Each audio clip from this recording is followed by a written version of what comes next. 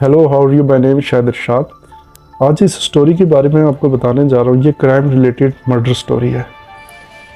लोग कैसी कैसी दोस्ती पालते हैं और फिर मर्डर कर देते हैं, और कैसी कैसी दोस्ती में कहाँ तक चले जाते हैं।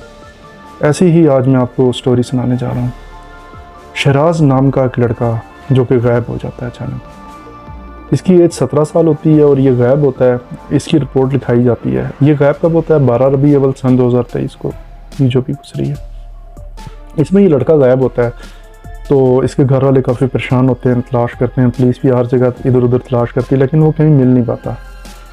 जिसकी वजह से आखिर पुलिस को एक जगह से, यानी कि 12 रबी अव्वल वाले दिन ही एक दिन गुजरता है, अगले दिन यानी कि कह सकते हैं कि अब उसकी डेड बॉडी खेतों में मिल जाती है, शहराज की 17 साल।